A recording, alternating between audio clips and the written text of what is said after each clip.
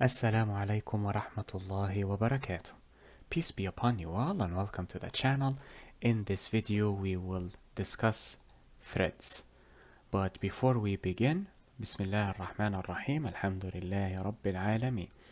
والصلاة والسلام على أشرف الأنبياء والمرسلين سيدنا محمد وعلى آله وصحبه ومن تبعهم بإحسان إلى يوم الدين وارض اللهم عنا معهم أجمعين اللهم آمين.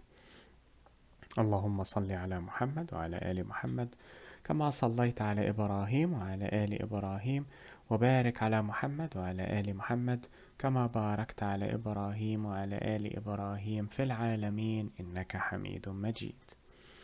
We begin in the name of Allah, the most merciful in this life and in the hereafter. We thank Him for all of His blessings that He has bestowed upon us, for they are innumerable. And we pray that we follow in the footsteps of Prophet Muhammad, peace be upon him, and his fellow companions. Amen. We also ask for prayers and blessings to be bestowed upon Prophet Muhammad, peace be upon him, and his family, as they were bestowed upon Prophet Ibrahim, peace be upon him, and his family. Now, you may wonder if the term thread refers to the fabric thread that is used for creating clothing, for example. You can think of it as such. Threads in Java refer to simply as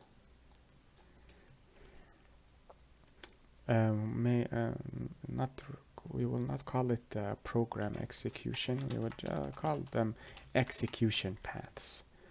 That is a thread. A thread in Java involves the execution of a particular application or a particular program within your overall program. That is why I did not want to refer to it as programmatic execution, but you can execute logic or blocks of code within your overall program or project concurrently or simultaneously using threads. This will become evident inshallah bi'idhnillah and God willing once we cover threads programmatically. When we return to IntelliJ and create a new thread and then execute that thread, it will become clearer there. This will be a theoretical portion simply to cover the threads related to the areas of memory in the Java virtual machine. But we will return to threads later on bi'idhnillah and God willing after we finish the architectural portion of the course. Now, which portion of the Java programming language awards the portions of logic or the blocks of code, these execution paths or these threads for the execution to take place? Basically, which component allows such an execution? Well, it is our favorite friend of the architectural portion of this class, and that is the JVM. The JVM grants a path through which the code blocks can execute or the threads can execute. Simply put, if you wish to execute multiple main methods in one program, you will use multiple threads. One thread per main function, main method. I use function because I was coding in C++ a few days ago. I apologize. But again, we will cover threads and multi-threading or concurrent programming later on bi'idhnillah and God willing. For now, you do not need to worry too much about the execution paths. For now, just know that threads allow you to execute multiple code blocks or multiple main methods within the same project. So you can have, for example, you can trigger a countdown from 10 to 1 concurrently with a countdown that counts, or I should say count up, that counts from 1 to 10. You see both timers functioning simultaneously. Why? Because each counter uses a different execution path or a different thread. So what will we discuss other than the definition of a thread in this lecture? What I would like to cover, because we will return to that name later on bi'idhnillah and God willing, are the different types of the thread, of threads in general, before we cover or before we end with the life cycle of threads. Then we will stop with threads, continue with the architectural portion, memories, and so on and so forth, before we return to object-oriented programming. So the JVM grants us two main types of threads. The main thread, which is triggered by the main method. That is why the main method is essential for any project. Whether you are a student or an employee at a company, you will use the main thread and the main method. There are no exceptions. And also here we have the Daemon thread, and of course you have to see what is the word I am searching for? The signs of demon worship in the computational field, especially with the root directory and the inverted tree, which is a symbol of the Kabbalah, which is basically demonic worship, but we will discuss that. Is a tale for another time. Daemon, I believe, are spirits, if I recall correctly. I do not remember. What is a daemon thread? We know the main thread is responsible for the execution of the program because it contains the main method.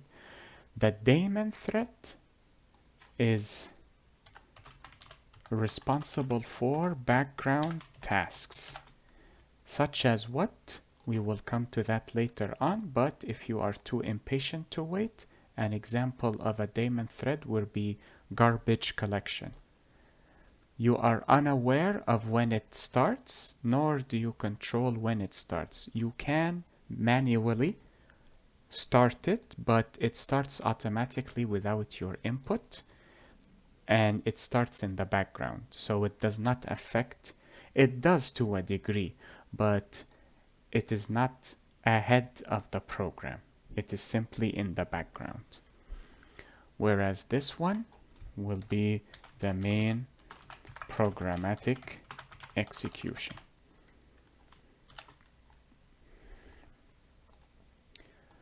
Now, since you need the main method to execute any project or any program or any application you are designing, any thread or any additional threads, because once you have the main method, you automatically have the main thread available to you.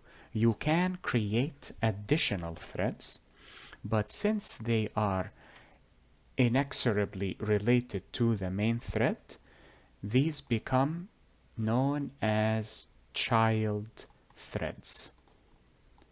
Again, we will come to all of that later on bi'idhnillah and God willing. Do not worry. You do not need to focus on this for now. You just need to be aware of what a thread is. And that is it. You do not need to know how a thread actually functions, not yet anyways. Or at least not until we cover the programmatic approach of a thread. And actually I have decided against showing you the life cycle of a thread. I believe it would be best to cover the life cycle when we actually tackle this topic programmatically.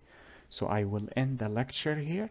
After that, inshallah, when we return to this topic, we will cover the life cycle, the priorities, and of course, concurrent programming. So I will show you how to use two threads or multiple threads simultaneously.